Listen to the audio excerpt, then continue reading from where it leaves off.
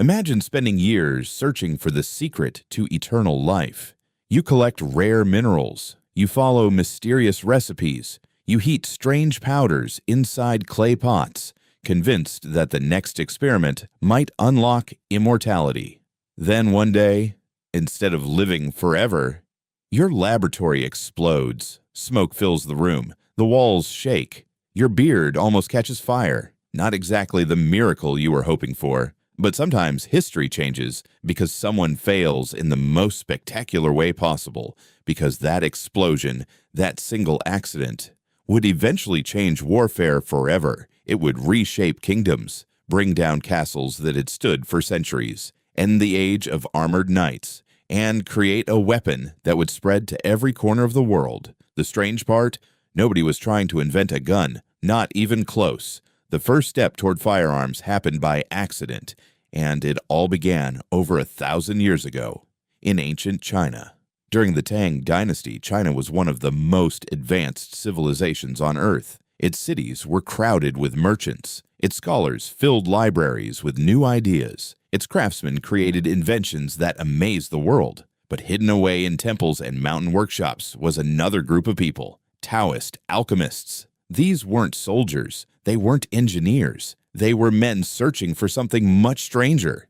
Immortality. They believed nature contained hidden secrets. Somewhere among minerals, plants, and mysterious powders existed an elixir that could stop aging forever. So they experimented constantly. Every day they mixed different ingredients. Some recipes were meant to heal. Others promised longer life. A few claimed to make the body immortal. Most of them failed. And then one mixture behaved very differently. Instead of quietly bubbling, it burst into flames. Ancient writings even describe dangerous experiments that burned hands and damaged entire rooms. Probably not the result they were hoping for. Imagine explaining that to the head monk. So, did you discover eternal life?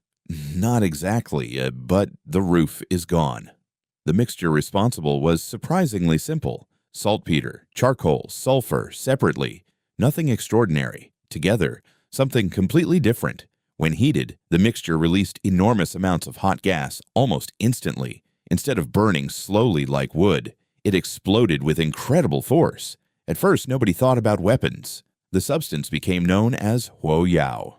Fire medicine, a name that quietly reminds us of its original purpose. It wasn't created to destroy life. It was created while people were trying to preserve it. History has a strange sense of humor sometimes. For many years, this new powder wasn't used on battlefields. It was entertainment. Religious ceremonies, festivals, fireworks, bright colors filled the night sky. Loud explosions frightened away evil spirits. At least people believed they did. Children watched in amazement. Crowds gathered during celebrations. The mysterious powder became part of Chinese culture. If you had lived during that time, you probably would have associated it with celebration, not war. But eventually, someone asked an obvious question. If this powder can create such a violent blast, could it also scare an enemy? Military commanders became interested, not because they understood modern chemistry, because they understood one thing. Anything loud, anything frightening, anything unexpected could become a weapon. The earliest military experiments were surprisingly simple. No complicated machines, no metal barrels, no bullets, just bamboo. China had bamboo everywhere. It was strong, lightweight, easy to shape. Engineers took hollow bamboo tubes, filled them with gunpowder, and attached them to the ends of long spears. These became known as fire lances. When ignited, they blasted flames directly toward approaching enemies, sometimes sparks, sometimes burning fragments, sometimes clouds of smoke. Imagine charging toward an enemy expecting an ordinary spear, only for fire to suddenly burst from its tip, even if it caused little physical damage. The psychological effect was enormous. Fear has always been one of history's most effective weapons. The fire lance wasn't really a gun. Not yet. It couldn't shoot solid projectiles very well. Its greatest strength was surprise. But once soldiers saw what expanding gas could do, new ideas appeared almost immediately. What if, instead of only fire, the tube also launched something?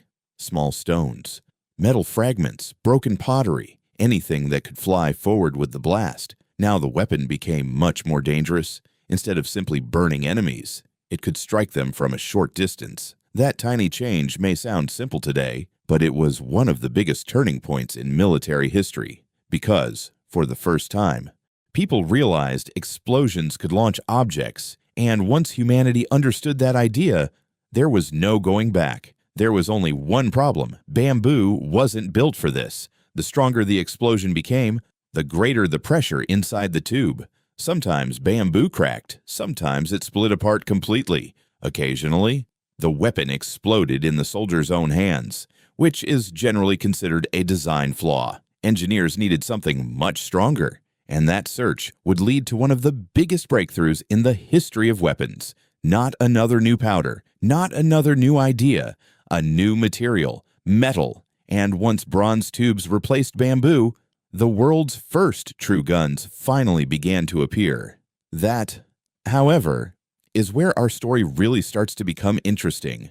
The moment bronze replaced bamboo, everything changed. Bamboo had one fatal weakness: it couldn't survive stronger explosions. Every time engineers packed in more gunpowder, they were gambling. Would the blast go forward, or would the weapon burst apart first? That wasn't exactly the kind of surprise soldiers wanted, so Chinese metalworkers tried something different. Instead of carving hollow bamboo, they cast hollow tubes from bronze. Bronze was heavier, much stronger, and most importantly, it could contain far more pressure. That single improvement changed everything.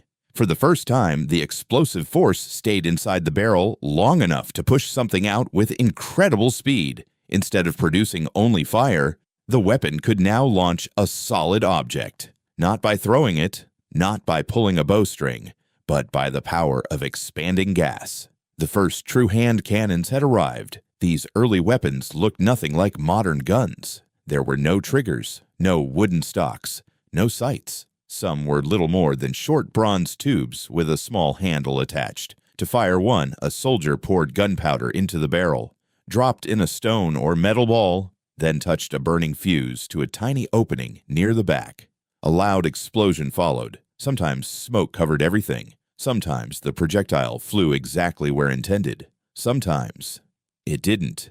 Accuracy wasn't their greatest strength, but that hardly mattered, because nobody on the battlefield had ever seen anything like them before. Imagine hearing an explosion, watching smoke burst into the air, then seeing a metal ball smash through shields that had protected warriors for generations. Even if the weapon missed, the sound alone terrified people. History repeatedly shows that fear can spread faster than any army. By the 1200s, gunpowder weapons were becoming more common across China. Engineers experimented constantly. Some weapons became larger, others became lighter. New projectiles appeared: iron balls, metal fragments, anything capable of flying through the air with destructive force. Chinese armies also created explosive bombs filled with gunpowder. Others launched flaming arrows across enemy walls. Military technology was evolving faster than ever before. But then, a new empire arrived, one that would unknowingly carry this invention across the world: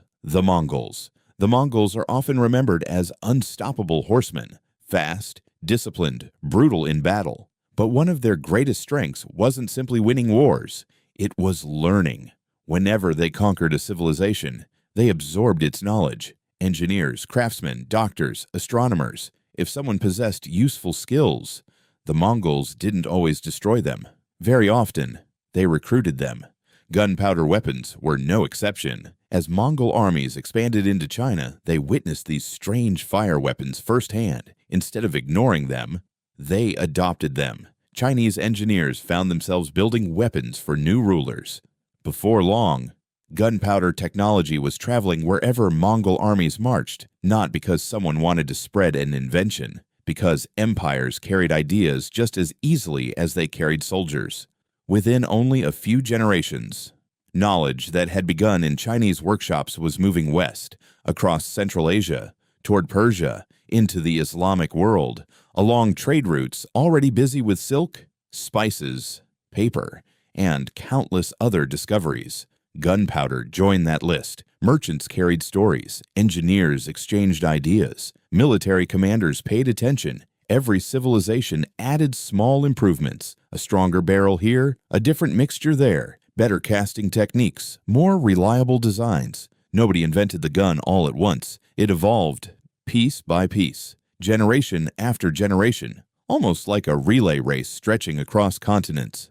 Eventually, Europe heard about these strange new weapons. At first, many people were skeptical. The earliest European versions were crude, heavy, awkward, slow to reload. A knight could probably laugh at one, right up until it fired. European craftsmen quickly began building their own versions. Some copied Eastern designs. Others experimented independently. The result looked less like a rifle and more like a tiny cannon attached to a stick. Simple, primitive, dangerous both to the enemy and, occasionally, to the person holding it. Occupational hazards were apparently universal. Even so, the potential was impossible to ignore. Unlike bows, these weapons required less physical strength. Unlike crossbows, their power wasn't limited by the flexibility of wood. Everything depended on one thing: the explosion. The stronger engineers made that explosion, the more powerful the weapon became. And slowly, battlefields began changing. Generals started imagining armies equipped with gunpowder instead of only swords and spears. Castle defenders worried about walls that had protected kingdoms for centuries. Armor that once seemed nearly invincible suddenly faced a completely different challenge. Not a sharper blade, not a heavier axe, pure force. But there was still one huge problem. Firing these early guns wasn't easy. A soldier needed one hand to hold the weapon, another hand to bring a burning match close to the powder. Everything had to happen at exactly the right moment. Wind could ruin it. Rain could ruin it. Panic could ruin it. Even experienced soldiers sometimes struggled under pressure. The weapon had become powerful, but it still wasn't practical. Not yet. The next breakthrough wouldn't come from stronger gunpowder. It would come from something much smaller, a simple mechanical idea that finally allowed soldiers to fire with far greater speed, far greater control, and far greater confidence. That invention would transform these awkward bronze tubes into weapons capable of changing the future of warfare forever. The first guns had proven something remarkable. Gunpowder could launch a projectile. Bronze barrels could survive the explosion. Armies across Asia and Europe were beginning to adopt the new technology. But one enormous problem remained: actually firing the weapon. Imagine standing on a battlefield, smoke everywhere, arrows flying overhead, hundreds of soldiers charging toward you. Now imagine trying to hold a heavy hand cannon with one hand, while carefully bringing a burning match toward a tiny hole with the other. Not exactly ideal. Sometimes the powder ignited too early, sometimes too late. Sometimes the burning match went out completely. Rain made everything worse. Wind made everything worse. Even experienced soldiers could struggle. The gun was becoming more powerful, but it still wasn't dependable. And on a battlefield, reliability often matters more than power. Engineers knew the answer wasn't stronger gunpowder. The real problem was ignition. So instead of changing the explosion, they changed the way the explosion started. This led to one of the most important inventions in firearm history, the matchlock. Instead of holding a burning cord in your hand, the burning cord was attached directly to the weapon. Pulling a simple trigger lowered the glowing match into a small pan of powder. The main charge ignited automatically. It sounds simple, but it completely changed how soldiers fought. For the first time, a shooter could focus on aiming instead of juggling fire. Sometimes the biggest inventions aren't the loudest ones. Sometimes they're just clever solutions to annoying problems. By the 1400s and 1500s, matchlock guns were spreading rapidly. European armies began training large groups of soldiers to fire together. One line fired while they reloaded. The next line stepped forward, then another. Instead of random explosions across the battlefield, gunfire became organized, disciplined, predictable. That changed everything. For centuries, the most feared warriors in Europe had been armored knights, covered from head to toe in steel, raised from childhood to fight. Owning armor like that was expensive. Training took years. A knight wasn't just a soldier. He represented wealth, power, status. Many believed they were nearly unstoppable until gunpowder arrived. A metal ball didn't care how expensive your armor was. Enough force could punch straight through it. Suddenly, years of sword training mattered a little less. A farmer with proper training and a firearm could threaten a warrior who had spent his entire life preparing for battle. That idea completely transformed warfare. Castles changed too. For hundreds of years, high stone walls had protected kingdoms. Enemies could climb them, break through the gates, or wait outside until supplies ran out. But cannons introduced a completely different problem. Instead of climbing walls, they smashed them. Stone that once seemed unbreakable began collapsing under repeated bombardment. Military engineers quickly realized something. Building taller walls no longer helped. It actually made them easier to destroy. So fortresses changed shape. Walls became lower, thicker, angled, designed to absorb cannon fire instead of resisting ladders. An invention discovered in China was now reshaping the architecture of Europe. History has a funny way of connecting places that never expected to influence one another. The evolution of firearms didn't stop there. Inventors kept improving every weakness they found. The matchlock eventually gave way to the wheel lock. Instead of carrying a burning match, a spinning wheel created sparks. It was more convenient, but also more expensive. Then came another breakthrough, the flintlock. A piece of flint struck steel every time the trigger was pulled. The sparks ignited the powder almost instantly. No burning cord, no glowing match, no constant flame revealing a soldier's position at night. It was faster, more reliable, and much easier to use. By the 1600s, flintlock muskets had become the standard weapon for many armies around the world. For nearly 2 centuries, they dominated battlefields. Empires expanded with them. Kingdoms defended themselves with them. Entire wars were fought because of them. Yet despite all these improvements, the heart of every firearm remained exactly the same. A controlled explosion. That basic principle had never changed. Whether it was a crude bronze hand cannon or a beautifully crafted flintlock musket, the science was identical. Create expanding gas inside a strong barrel, and let physics do the rest. Thousands of years of engineering built upon one accidental discovery. And that's what makes this story so fascinating. People often ask, who invented the first gun? As if there must have been one genius, one inventor, one unforgettable moment. But history almost never works like that. The first gun wasn't created in a single afternoon. It wasn't designed by one brilliant engineer. It was built over centuries. Chinese alchemists accidentally discovered gunpowder. Military engineers experimented with fire lances. Metalworkers created stronger barrels. Craftsmen improved the design. The Mongols carried the technology across continents. Engineers in the Islamic world refined it further. European gunsmiths developed new firing mechanisms.